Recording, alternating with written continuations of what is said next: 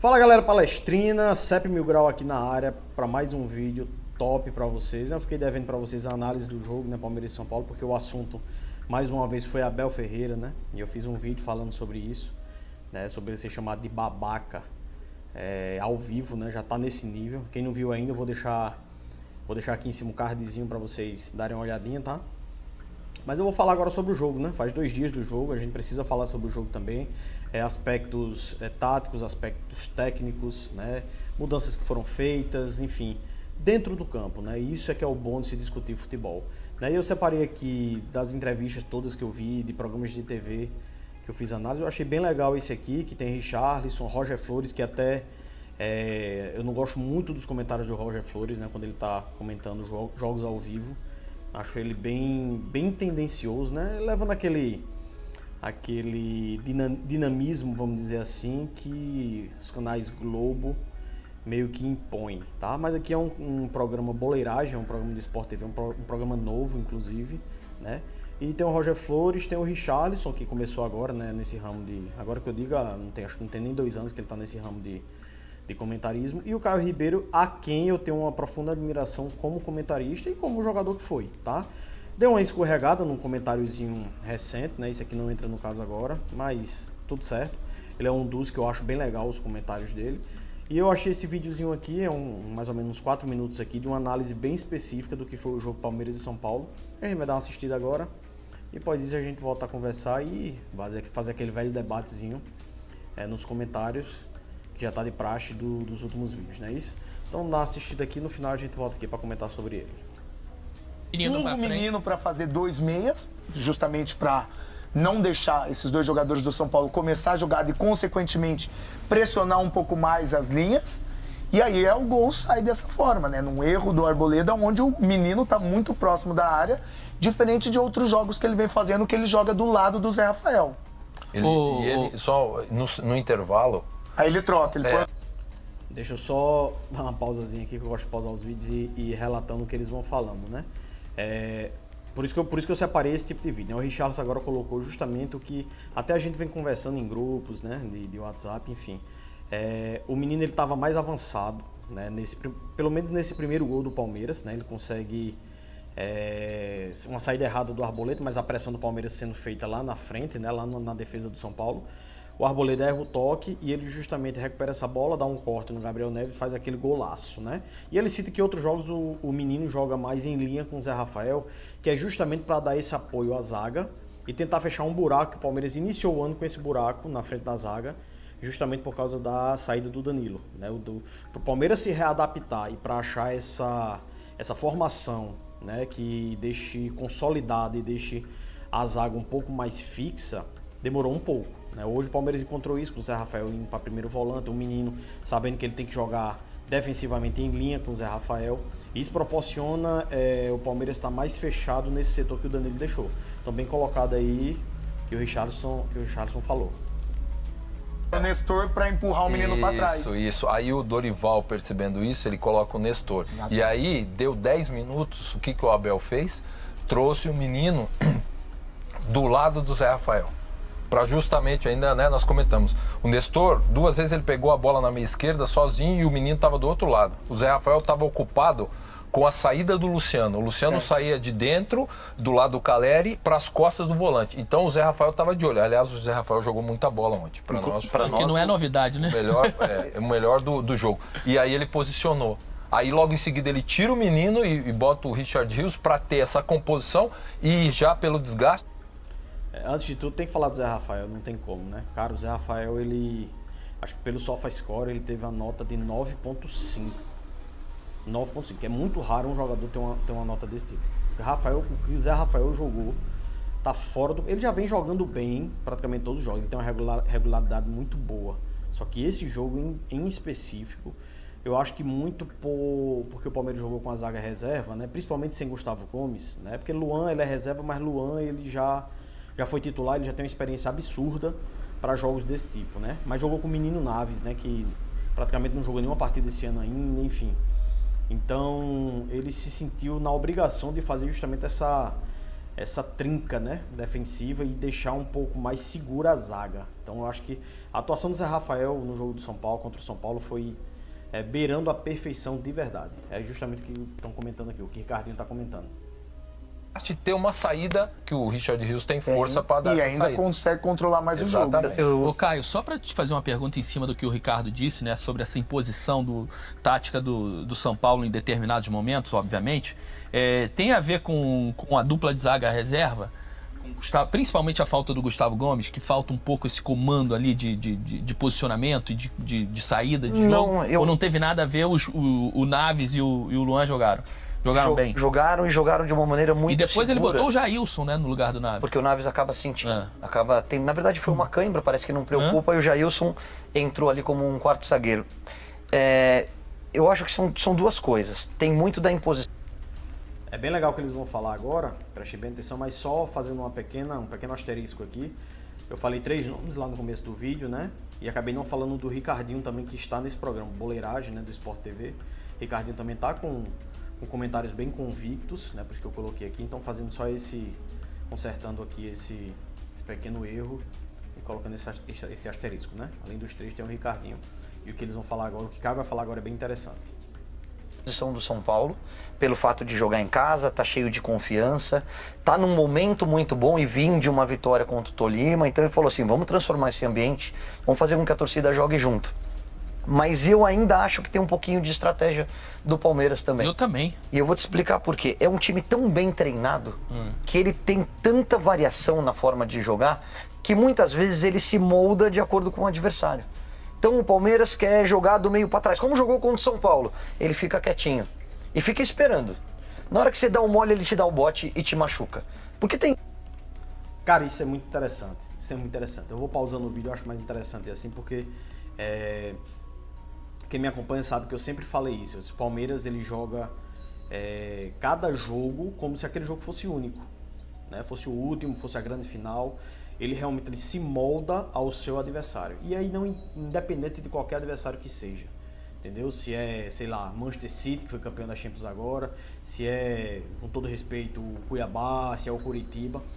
O Abel ele tem um poder de estudo sobre seus adversários muito forte. Então ele prepara o time do Palmeiras para jogar contra seus adversários de acordo com o que o adversário propõe, entendeu? Então, Zé Rafael pode jogar de certa forma contra o São Paulo, como jogou agora, um pouco mais defensivo, realmente bem mais fixo, porém ele pode jogar como jogou contra o Barcelona de Guayaquil, um pouco mais avançado. Claro, precisávamos do resultado, estavam perdendo por 2-0, mas antes dos 2-0, o Zé Rafael já se mostrava um pouco mais à frente do que jogou contra o São Paulo, né? Claro, tinha o Gomes, era o Luan, o Gomes é uma liderança muito grande, também falaram isso aqui.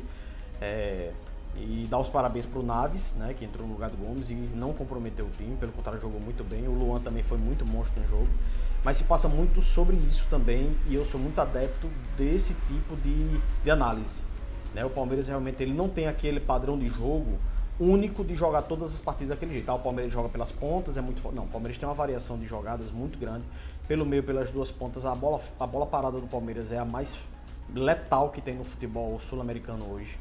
Entendeu? E pode ser de falta, pode ser de cobrança de escanteio, jogada ensaiada, pode ser até do Everton batendo um tiro de meta lá atrás, enfim. O Palmeiras tem hoje variações de jogada com o Arthur, com o Veiga, com o Dudu, que é um absurdo e é praticamente impossível que se marque durante todo o jogo. Então, se o adversário dá um vacilo, o Palmeiras vai lá e dá o bote. É justamente o que estão falando aqui agora, e isso é bem interessante. Tem isso também, às vezes o adversário erra e você não aproveita. O Palmeiras é letal. O Palmeiras, se você der um mole, ele guarda. Você tem o Dudu de um lado, você tem o Arthur do outro. E tem certeza disso, Você tem o Veiga chegando no Rony, é muita qualidade. Você tem a bola aérea, é muita qualidade. Agora o Palmeiras resolveu marcar lá na frente e vai jogar com os dois caras abertos pelo lado do campo. Muito volume, muita intensidade, o lateral sofre, o quarto zagueiro sofre. Vamos trazer para dentro para congestionar um pouquinho mais a frente do gol e vamos criar o corredor para os laterais ultrapassarem. Você vê o Mike chegando, você vê o Vanderlan ou o Piquerez chegando. Então assim, eu acho que o Palmeiras é tão bem treinado que ele pode jogar da maneira como ele quiser. Por isso que eu vejo o Palmeiras muito distante de todos os times no Brasil Você e na acha que o América do Sul. Abel, ele dentro do jogo, ele às vezes segura o time dele para entender o que vem do outro lado? Tipo, falou assim, vamos segurar 5 minutinhos para eu entender como vem o São Paulo, qual é a maneira que ele vai distribuir as peças, para eu daqui eu começar a encaixar vocês. E a gente, obviamente, ele tem as estratégias traçadas, porém, para definir a cada momento do jogo, da fase do jogo, ele tem esse feelingzinho de entender realmente o que está acontecendo. Eu fiz os 2 jogos do Palmeiras essa semana. No jogo contra o Barcelona, do Equador. Até para isso, né? Trago o menino para do lado do Zé Rafael ou empurro o menino do lado do Veiga, né? Essa inversão de base de triângulo, né? Do Então, meio campo. mas isso é treinado, né? Óbvio. Isso aí não é um sinal que o cara já entende o lugar dele no campo e as coisas acontecem naturalmente. Não. É repetição, é dia a dia, é o entendimento do atleta individualmente, né? O que a gente fala da tática individual. Saber fazer uma cobertura, saber a hora de dar um passo à frente, na hora de pressionar, na hora de atrasar a marcação. O jogo da quarta-feira, eu ainda comentei e falei, o Palmeiras está preguiçoso no primeiro tempo. Esse não é o Palmeiras que eu estou acostumado a ver. Tomou 2-0 e aí voltou para o segundo tempo com o Palmeiras intenso, marcando lá em cima. Fez 4, era para acabar 6. Fez 4-2, era para ter acabado 5, 6, 7. Porque é muita diferença. Ontem Ele não. trouxe até o Veiga para trás, né? No Ontem jogo eu já do acho que o Barcelona Palmeiras optou por jogar fechadinho e esperar. E aí entra o que o Ricardinho falou, né? A qualidade do São Paulo. Pronto, galera. Parar por aqui. Achei bem legal essa análise, né? Coloca aqui nos comentários o que é que vocês acharam também. Mas eu achei bem legal, bem convincente, bem lúcido as análises aqui da galerinha aqui do Boleiragem. E aí eu vou fazer o meu comentário em cima do jogo e em cima do que eles falaram, né? Eles acabaram de falar que o Palmeiras, às vezes, é o Abel, estratégia do Abel. Vamos segurar aqui para ver o que é que o adversário está propondo. Eu acho que o Palmeiras já entra em campo sabendo que aquele determinado adversário joga de tal maneira. Se alguma coisa de diferente acontecer dentro de campo, eu creio que sim, o Abel dá uma segurada, o Abel pede para os jogadores darem uma segurada, que é para ele entender o que o adversário está propondo e em cima disso ele ou fazer substituições ou mudar taticamente alguém ali e mudar a maneira de jogar para que converta ou reverta algum placar ou algum jogo que não tenha saído gol, tá? Esse exemplo do Barcelona do Guayaquil foi o melhor exemplo dado. O Palmeiras realmente entrou preguiçoso, entrou desacordado no primeiro tempo, né? Não estava nem jogando mal o primeiro tempo, né? Mas estava perdendo algumas chances de gol. E cometeu 2 erros não tão graves, mas erros que não podem ser cometidos, né? Principalmente tratando de Libertadores. O Barcelona foi lá e fez 2 gols com 2 erros nossos. Mesma coisa do São Paulo, deu 2 erros, o Palmeiras foi lá e aproveitou esses erros, tá? E aí, um segundo tempo, o Palmeiras volta com outra postura, né? Consertou os erros de marcação, coisa e tal, e virou o jogo que poderia ter sido mais. Mas em relação ao São Paulo, o Palmeiras já entra, na minha humilde opinião, o Palmeiras já entra com o pensamento de se defender, e isso não é se diminuir para o adversário, isso é respeitar o adversário. O Palmeiras sabia que o São Paulo era e é muito forte, principalmente na mão de Dorival Júnior, que o São Paulo está jogando muita bola, e inclusive eu deixo até aqui a minha opinião forte sobre isso. Talvez palmeirenses não concordem, mas enfim, aqui a gente tá para dar opinião mesmo e debater. O São Paulo foi melhor no jogo do que o Palmeiras, tá? De chances de gol, de volume de jogo, até mesmo de técnica, o São Paulo foi melhor do que o Palmeiras, né? Principalmente no segundo tempo, né? Já estava perdendo de 1-0, precisava pelo menos de um empate, né? Tava o Morumbi lotado, quase 60 mil pessoas, né? Enfim, o time ajustadinho, Caleri, Luciano, Alisson pelo meio, né? O Arboleda lá atrás junto com o Beraldo, que estão fazendo uma linha de zaga muito boa, né? Na Sul-Americana, por exemplo, 5 jogos e não tomaram nenhum gol. Então, visto isso, o Abel muito esperto que o Abel entrou com um time não para se defender. Eu acho que não é o adjetivo correto, não é para se defender, mas para esperar o São Paulo vir e assim a gente ter mais espaço, o Palmeiras ter mais espaço de atacar os buracos, os flancos que o São Paulo meio que deixa. Porque o sistema defensivo do São Paulo ele não é tão ajustado quanto o do Palmeiras. Quando eu falo sistema defensivo, se inclui primeiro os volantes, né? Primeiro volante, né, que joga, os laterais e a zaga. Então é um compartimento de 5 jogadores. Então esse sistema defensivo do São Paulo ele não é tão eficaz quanto o do Palmeiras. Isso os números falam, né? O tempo fala. O São Paulo está em formação de novo com Dorival, já mudou de técnico novamente. Enfim, é muito mais difícil você ter um padrão de jogo defensivo com pouco tempo. O Palmeiras não. O Palmeiras tem um sistema defensivo muito forte. E jogou sem 2 titulares, sem Murilo e sem Gustavo Gomes, né? Então, os laterais, junto com o Zé Rafael, que é o primeiro volante, eles fazem essa conjunção defensiva que fica quase que perfeita. Então, o Palmeiras deu campo para o São Paulo, toma a bola, ataca, e no vacilo que vocês derem, a gente vai lá aproveitar e vai lá fazer os gols. Essa foi a proposta dita por Abel e feita por Abel e que deu muito certo. Primeiro erro do Arboleda, o Gabriel Menino faz uma jogada. Aí também a gente conta com qualidades individuais, né? Porque o Arboleda errou, mas aquela qualidade do Gabriel Menino de puxar para dentro e chutar da forma que foi no ângulo do goleiro, né? No contrapé do goleiro, tem que ter qualidade também. Também não é só simplesmente você ter o erro do adversário e você chegar na frente do gol, você perder o gol, né? Tem a qualidade sim do jogador. E o Gabriel Menino fez golaço. Acho que um dos gols mais bonitos, se não o mais bonito da rodada. E no segundo gol, um erro também até mais absurdo, né, mais grotesco, o erro do Arboleda, que vai sair jogando por cima com outro zagueiro, né, e tem o Breno Lopes ali que ganhou a disputa de cabeça, e aí sobrou pro Endrick, que ele com a qualidade também que tem, né, já com a chegada do zagueiro, já nos pés dele, ele chutando antes da chegada do zagueiro, tirando completamente o goleiro Rafael da jogada, né, um balaço que ele chutou, porque tinha que ser daquele jeito, então a qualidade daquele. Porque se ele chuta mais fraco, se ele chuta rasteiro, se ele chuta no meio do gol, talvez o goleiro pegasse e a falha do Arboleda não ia resultar em gol. Então, meio que o Palmeiras usou essa tática nesse jogo, muito bem executada para isso, né? E aí muita gente fala, o Palmeiras tem qualidade para ir para cima, para amassar os... Não é bem assim que eu olho futebol. Que o Palmeiras tem qualidade, todo mundo sabe, né? Não precisa ser falado da qualidade do Palmeiras. Agora que o São Paulo tem muita qualidade, e principalmente dentro de casa, e que ultimamente é um dos times que realmente batem de frente com o Palmeiras, tá? Eu não vou falar de polêmicas de arbitragem que houveram ano passado, não. Eu vou falar que os 2 últimos paulistas, os 3 últimos, né? Palmeiras teve algo assim esse ano, mas antes disso, o São Paulo foi campeão em um, o Palmeiras foi campeão em outro, né? Os dois se enfrentaram. Libertadores, Palmeiras enfrentou o São Paulo, se deu melhor, mas empatou o jogo no Morumbi. Brasileiro, tá sempre empatando ou perdendo pro São Paulo no Morumbi, ou seja, é um time que é meio que uma espinha pro Palmeiras em termos de resultado dentro do Morumbi.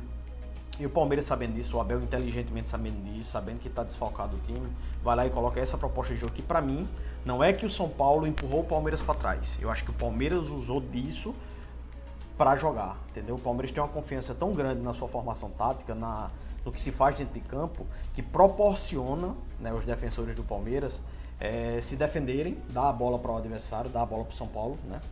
Joga, ataca, porque na hora que vocês errarem, a nossa velocidade e o nosso poder de ataque vai suprir essa necessidade. Então, uma hora a gente saiu em velocidade com o Arthur, outra hora a gente saiu com o Dudu, outra hora o Veiga, que dessa vez jogou como realmente um meia mais pela esquerda, saía para armar o time, né, para tentar pegar o Rony mais livre, que o Rony não teve muita liberdade nesse jogo, realmente.